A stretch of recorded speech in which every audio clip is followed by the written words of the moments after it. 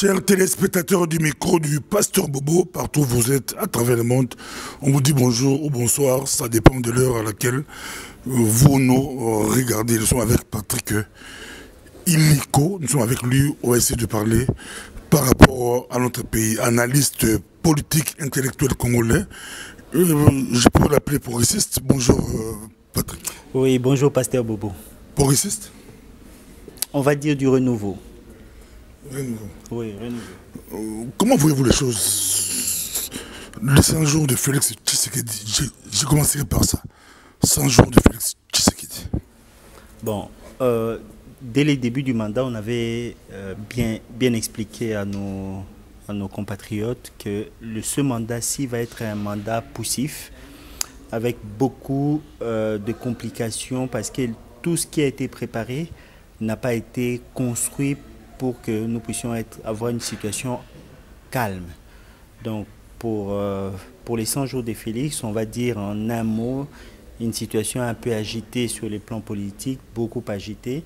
Sur le plan économique, on laisse sur nos fins, parce qu'on entend les valises circuler de gauche à droite, mais sur le terrain, les gens manquent toujours de l'emploi.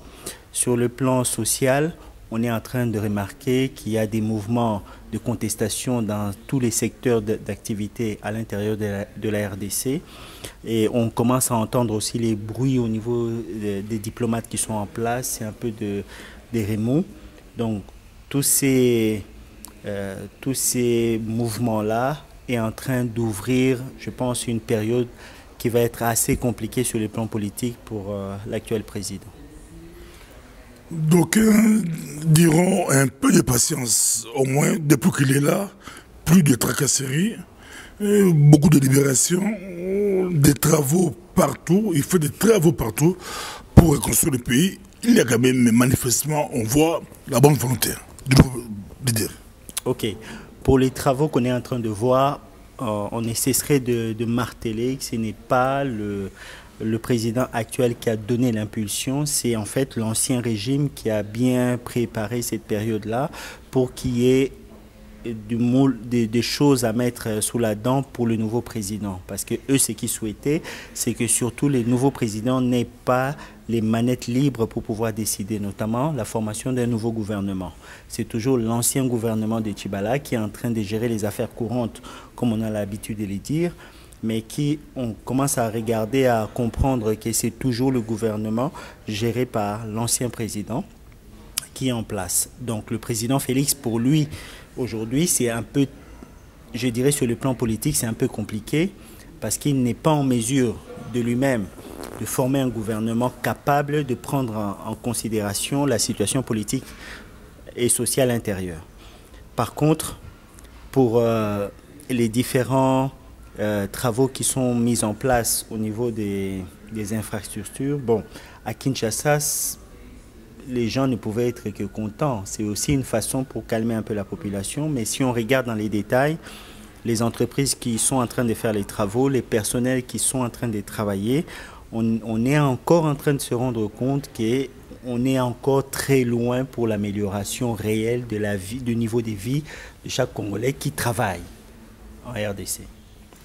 Prenons primature, qu'est-ce qui bloque? Qu'est-ce qui bloque? Est-ce que c'est Kabila ou c'est Tshisekedi? Est-ce que c'est la faute de Tshisekedi ou c'est des accords? Notre constitution prévoit il faut une majorité au niveau du Parlement. Or, lui, il n'a pas de majorité.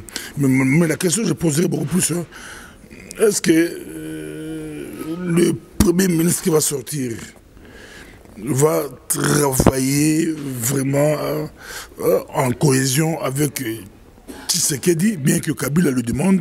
Kabila a demandé à ses membres de travailler en collaboration avec Tshisekedi. C'est vraiment décevant d'entendre ces genres de réflexions parce qu'on est en train de regarder sur les plans institutionnels. On a un Parlement à majorité FCC, on a un Sénat à majorité FCC, on a une organisation morale, comme on appelle ça, l'autorité morale. C'est la règle qu'ils ont inventée pour pouvoir imposer des leaders qui ne sont pas des leaders. Donc la nouvelle personnalité morale du FCC, qui est l'ancien président, qui lui s'active politiquement à l'intérieur pour pouvoir installer un système de fonctionnement.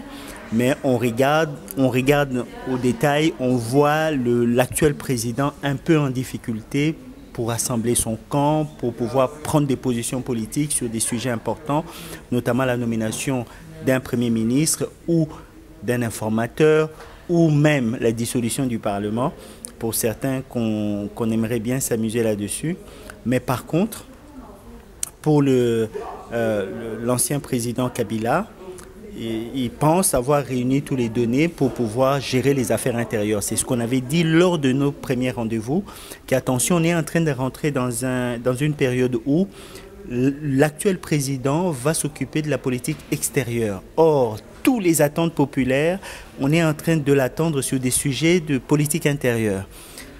Et par contre, l'ancien président que tout le monde décrit s'occupera de la vie au quotidien des Congolais à l'intérieur. Ça va être très, très, très difficile sur le plan social. Il le fera comment? Ça sera comment concrètement? Ce qui va se passer, d'après toutes nos informations et tout ce que nous savons sur l'actuel régime tel qu'il sera organisé, il sera organisé dans quelques mois ici. On aura un Premier ministre de couleur FCC entièrement, avec pratiquement 45% des ministres qui seront en majorité FCC. 45%. L'UDPS aura une trentaine de ministres et quelques ministres viendront dans des partis diverses. Notamment, ils sont en train d'essayer un peu de débaucher quelques personnalités au sein de l'opposition de la Mouka. Donc, je pense que pour Kabila, la stratégie, ça serait d'avoir un gouvernement équilibré à 45% majoritaire, 45% pour FCC, 35% pour l'UDPS et 10 ou 15% pour la Mouka, des personnalités qui seront débauchées dans la Mouka. Donc on attire l'attention encore une fois de plus de notre classe politique que maintenant, dans cette période-là, si Kabila réussit encore cette opération-là, ça signifierait qu'il a réellement la même mise sur une politique intérieure. Donc ça va être très compliqué pour l'opposition de faire des tentatives d'organisation des mouvements de soulèvement. Donc il faut vraiment rester attentif sur le terme d'organisation.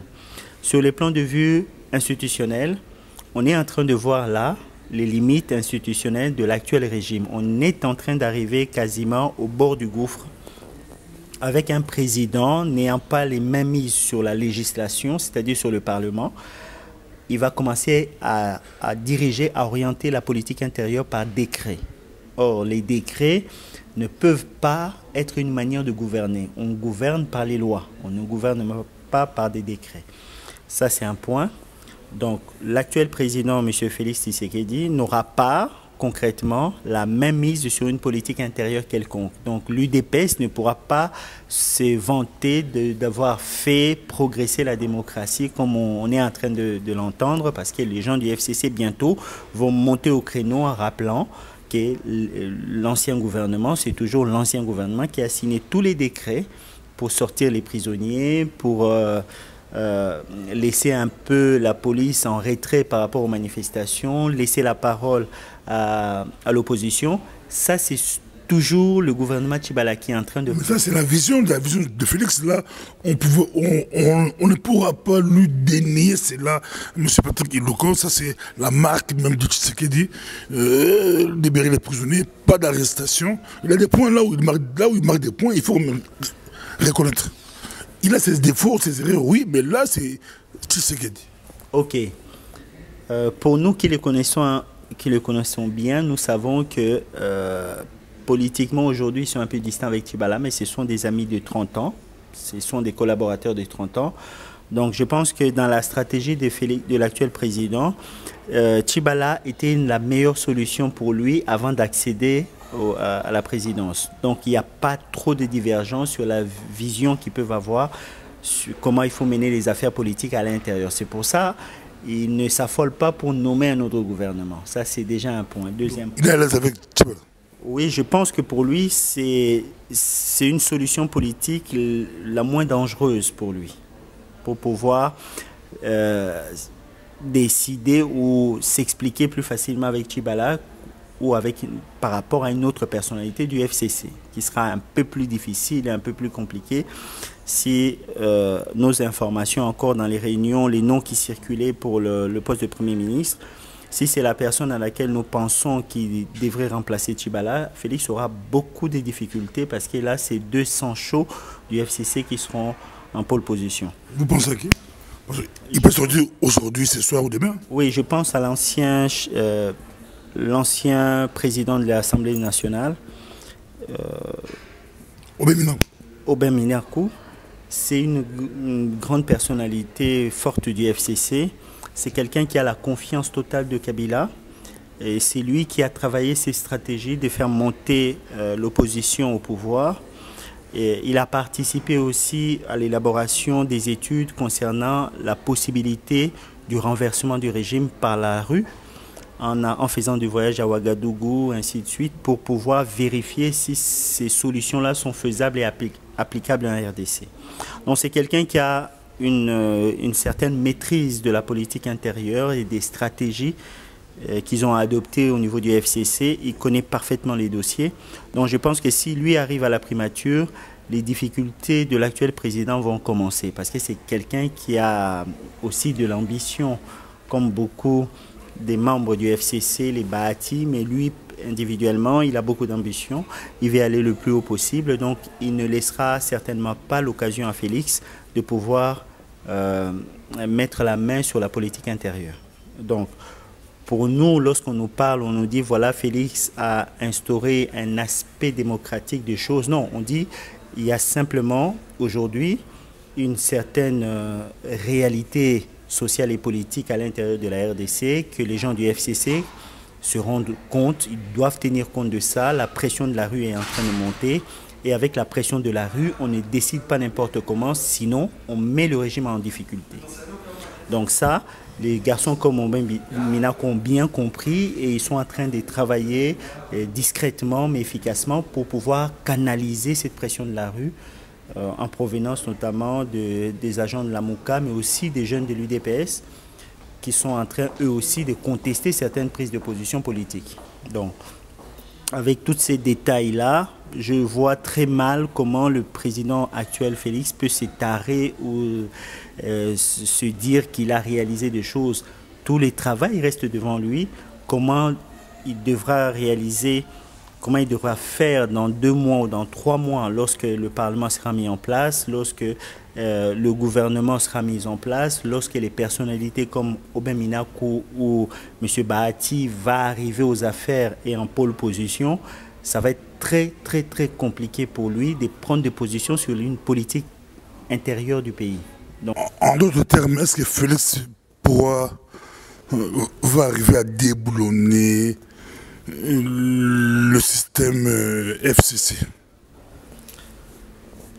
Je pense que pour réaliser ça, il aurait eu besoin d'avoir le pôle financier assez forte qui à l'époque soutenait encore l'UDPS. C'était des grandes personnalités de l'ancien régime de Mobutis qui avaient les moyens. Mais toutes ces personnalités-là sont déjà morts, ils sont partis. Et il lui reste que les agents actuels du FCC, des gens comme Moïse Katumbi qui pouvaient lui porter main forte, ou certaines personnalités qui sont encore au niveau du FCC, qui peuvent aussi soutenir le régime sur le plan économique, financier. Donc je pense que dire que Félix sera capable de déboulonner le FCC, je pense que c'est ni son intérêt, ni même son envie premier. Et je dirais même qu'il sent et il sait qu'il n'a pas les moyens de le faire parce qu'il n'a pas la machine politique nécessaire au niveau de l'UDPS. Il n'a pas les leviers financiers ni à l'intérieur ni à l'extérieur. Donc c'est difficile d'imaginer ce scénario-là. Par contre, ce qu'on pourrait imaginer, c'est que dans son esprit, c'est qu'il arrive à prendre suffisamment de la place au niveau du FCC pour partager à parts égales la responsabilité du responsable moral de 2 partis politiques. Ça, Je pense que dans sa tête, c'est dans cette optique-là qu'il est en train de véritablement travailler pour monter en puissance et démontrer à certains agents du FCC qu'il pourrait être le pendant positif du FCC. Katumbi arrive au pays le 20 mai, il vient de l'annoncer, il sera au Congo, il commence par Lubumbashi, il fera le tour du Congo, bien que je ne sais pas si c'est lapsus ou vous appelez Katumbi du FCC, ou Katumbi est le président de la Mouka pour 3 mois, c'est lui qui commence le mandat président de la Mouka. Oui, c'est tout le problème avec notre classe politique. Katumbi en aucun cas ne peut se tarer ou se dire qu'il est de l'opposition, qu'il est capable de concevoir ou même d'imaginer d'autres scénarios que celle qui est proposée par le FCC. On est en train de le voir, c'était l'une des personnalités qui a déjà déclaré avant même qu'on arrive à cette période-là qu'il était lui tenté d'accepter la vérité des urnes telle qu'elle a été prononcée par la Cour constitutionnelle. Or, au sein de la Mouka, toutes les personnalités étaient au moins d'accord sur une chose, qu'il fallait contester, trouver les stratégies pour contester les résultats prononcés par la Cour constitutionnelle. Donc, deuxième chose, Moïse Katumbi a toutes ses ressources financières au Katanga. Donc, je vois très mal comment il peut se défaire, il peut se targuer de rester dans l'opposition pendant 10-15 ans, ou même pendant 2 ou 3 ans ou 5 ans entièrement dans l'opposition pour œuvrer dans l'intérêt général pour celle de la population. Je pense que les masques vont finir par tomber au fur et à mesure qu'on va avancer dans le temps. Les vraies cartes de Kabila vont commencer à sortir dans l'opposition pour laisser l'opposition libérée de tous ces loups et ces chiens voraces qui ne travaillent que pour amasser et continuer à marcher dans l'immoralité, même dans les stratégies. Donc, je pense que pour Moïse Katumbi, on a eu beaucoup de clameurs à son égard, beaucoup de nos intellectuels congolais lui ont laissé un peu libre cours pour pouvoir dire ce qu'il voulait et faire ce qu'il voulait un peu au niveau de l'opposition. Je pense qu'on va monter en puissance pour pouvoir expliquer clairement, le replacer dans la bonne position où il devrait être, c'est-à-dire rester bien dans le camp du FCC. C'est l'une des personnalités troubles, comme Caméré, qui sont un pied dans l'opposition et un pied de l'autre côté.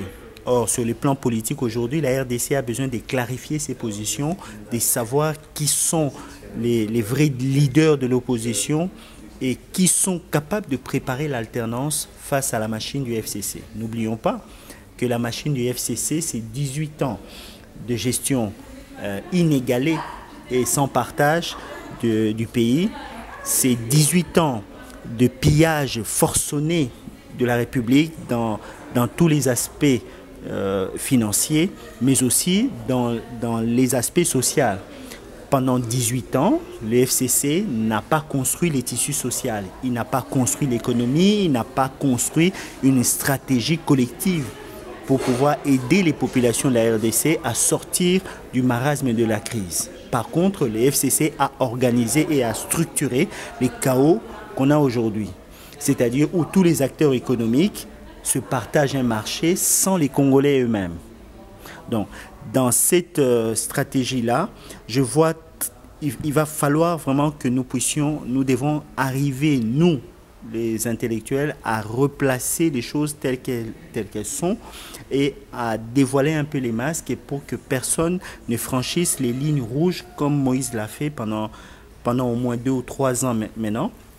N'oublions pas que Moïse Katumbi a financé aussi le congrès de l'UDPS. Et on a vu aujourd'hui les résultats du travail qu'il a fourni en faveur de l'UDPS. C'est-à-dire, sans Moïse Katumbi, Félix ne serait certainement pas le président briguant un mandat présidentiel pour le pays. Le président de l'UDPS briguant le mandat présidentiel. C'est encore Moïse Katumbi qui a financé ce congrès-là, qui a facilité l'accession à la présidence de l'UDPS de Félix Tshisekedi. N'oublions pas que c'est à cause encore de Moïse Katumbi que des personnalités comme Valentin Moubaké ont été écartées de la direction de l'UDPS. Or, nous savions qu'à l'époque des négociations, des personnalités fortes aussi trempées comme Valentin Moubaké, c'était des gens que Kabila aurait dû avoir en face de lui dans l'opposition. À la place, nous avons eu des marionnettes comme Moïse Katumbi, avec l'argent bien sûr, parce qu'il a financé l'UDPS, mais on a eu aussi des personnalités comme Martin Fayulu, qui est en train de se révéler quand même comme étant un fin stratège sur le plan politique. Mais par contre, il lui manque un peu de consistance dans son organisation délicidée. Merci beaucoup. Pour ce que vous parlez de Martin Fayulu, vous avez anticipé. J'aurais bien voulu vous poser la question si Moïse Katumbi était une aubaine pour Félix Tshisekedi. Lui, quand on dit Moïse Katumbi, c'est des finances. Il pourra financer des travaux par-ci par-là. On ne sait pas. Là, vous dites quoi? Mais la question que je vous poserai, c'est par rapport à... On dit il y a eu volte-face. On a convoqué Martin Fayulu, ils ont reporté, ils voulaient aller avec la foule, la population. Phénomène, qu'est-ce qui s'est passé? Phénomène Fayulu, la police, c'est la police elle-même qui passe à la télévision pour dire que non, nous avons, au lieu de déposer le communiqué, c'est eux-mêmes qui passent à la télé pour dire que non, on a reporté. Ok, je me rappelle, c'était la semaine, il y a une semaine de cela, vous m'avez posé cette question-là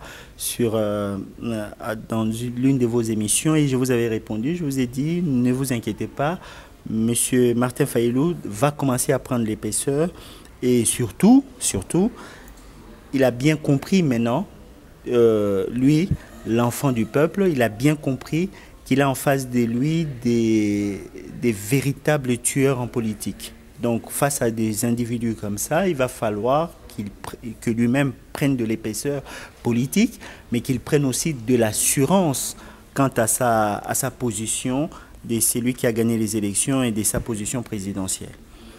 Après, le secret de Martin Fayulu, c'est le secret de la RDC. C'est-à-dire la RDC a toujours su transformer des individus venus de nulle part à des grandes personnalités à travers l'histoire.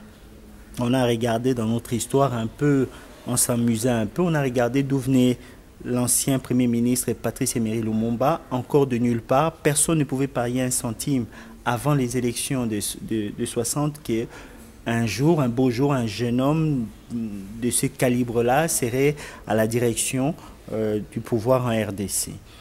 On a vu aussi le même phénomène se produire avec l'ancien président, celui qui a été à la source du régime actuel, c'est-à-dire M. Laurent Désiré Kabila, qui était venu, rappelons-nous, accompagné des Tutsis militarisés en vainqueurs conquérants en RDC jusqu'à arriver à Kinshasa. Et lorsqu'il a été atteint par le virus de Kinshasa, vous savez, ce virus-là transforme quelqu'un à un nationalisme de haut niveau. Donc c'est le même phénomène qu'a subi l'ancien président de l'UDPS face à la population quinoise. Donc il y a un secret qui est lié en politique congolaise, c'est ce qu'on appelle l'esprit, l'identité politique chez nous en RDC. Notre pays a un secret, il s'est inventé, il s'est créé les personnalités, cette population quinoise sait fabriquer ses leaders. C'est ce qui est en train de se passer avec Martin Fayulu qui a été complètement transformé, surdimensionné par cette population quinoise qui bientôt va commencer à pousser pour qu'il arrive à prendre des bonnes décisions. Mais je pense aussi, pour parler de lui, que c'est quelqu'un qui a pris la mesure de sa responsabilité par rapport à tous les temps qu'il a passé dans l'opposition, au contact des personnalités qu'il a rencontrées. Rappelons-nous qu'il a été aux côtés de Tian Tshisekedi, rappelons-nous qu'il a été aussi aux côtés de Jean-Pierre Bemba, rappelons-nous qu'il a été aussi à côté de Moïse Katumbi, et rappelons-nous aussi que tous les faucons, les véritables têtes, les plaques tournantes du FCC ont toujours été en connivence avec Martin Fayulu. Donc il a quand même ce qu'on appelle la finesse politique, d'avoir un peu la connaissance et les reculs de ses adversaires. Ça, c'est important en politique. Maintenant, de là, est-ce qu'il aura les moyens financiers? C'est la clé pour réussir en politique. Est-ce qu'il aura les moyens financiers pour faire quoi avec? Pour faire quoi avec? Pouvoir renverser le... Oui, pour renverser le régime. Aujourd'hui, Martin Fayulu ne parle plus des vérités des urnes. Il est en train, il a commencé à construire son raisonnement en disant, voilà, nous travaillerons la vérité des urnes pour la postérité. C'est-à-dire qu'il n'était pas persuadé qu'il allait réussir réellement la transformation, mais il est en train de prendre conscience que la population quinoise, en tout cas, est prête pour qu'il y ait transformation intégrale du régime. Donc maintenant, il lui reste le volet financier, c'est ça qui lui manque. Je pense que c'est là où, normalement, on est en train de l'attendre. Si c'est vraiment une grande personnalité, il saura faire de la créativité pour faire venir de l'argent autour de lui. Bon, par contre, je pense que pour les jours qui vont suivre, ça va être extrêmement compliqué pour la MOCA, lorsque Moïse Katumbi sera sur le terrain, de continuer à marcher dans cette stratégie de nous gérons tous le même projet, alors que dans un sens, il y en a un ou deux qui sont déjà de l'autre côté du bord. Ça va être compliqué à tenir. Merci beaucoup, nous sommes presque à la fin, on va terminer. Les élections belges arrivent, vous proposez Elodie Lomponda, MR, numéro 9, aux élections. Oui, je l'avais encore dit la dernière fois que c'était le parti MR, c'était le parti stratégique pour la RDC. Et pour nos jeunes gens, nos compatriotes qui veulent aller voter, il faut aller massivement appuyer le parti pour avoir un mot à dire à l'intérieur de ces partis-là. Je tiens à signaler que les personnalités de ce parti-là, comme des gens comme Louis Michel, qui sont actuellement aux affaires, sont en train de prendre des décisions à l'encontre, en défaveur par rapport à la RDC. Ils ont participé à organiser les élections qu'on avait tous vu que ça allait être très difficile, qu'elles soient transparentes et honnêtes du point de vue législatif. Ils ont quand même poussé derrière pour que les élections aient lieu. Ils ont construit et ils ont poussé la stratégie de l'UDPS pour s'affilier au FCC pour accéder au pouvoir. Donc il y a beaucoup trop de détails pour que nous puissions rester main libre, laisser le MR main libre. Il faut aller massivement voter nos éléments à l'intérieur du MR et après installer le débat autour des vrais sujets en RDC. C'est comme ça qu'on va arriver, en mettant la RDC au cœur du débat politique intérieur à Bruxelles ici. On arrivera à pousser et à récréer ce qu'on appelle, ce que nous on est en train d'imaginer. C'est ce qu'on est en train d'imaginer, c'est le renversement du régime, le remplacement de cette constitution à RDC par une nouvelle constitution, comme l'a dit encore Valentin Moubaké il y a une semaine de cela. La classe politique congolaise est en train de se rendre compte qu'on ne peut plus continuer à faire tête basse, à avancer avec une constitution qui ne tienne pas, où personne n'est capable de respecter les règles du jeu avec ces règles-là. Donc je pense que pour cette élection européenne ici à Bruxelles, c'est l'un des baromètres pour nous aussi de voir si vraiment la population congolaise a compris que l'une de ces ressources se retrouve ici dans la diaspora et que si nous voulons vraiment une alternance politique à l'intérieur de la RDC, il va falloir commencer par voter ici nos jeunes gens qui, eux, ont compris que maintenant, la RDC, même si on est en Belgique, la RDC, c'est nos cœurs et c'est notre sentiment. Et il va falloir entrer dans l'arène politique pour pouvoir changer les idées préparées d'avance contre nous. Merci beaucoup. C'était Patrick Illiko, 5 jours du président Félix, retour de Moïse Katumbi, phénomène Martin Fayulu et la vidéo du pays. Merci, à la prochaine.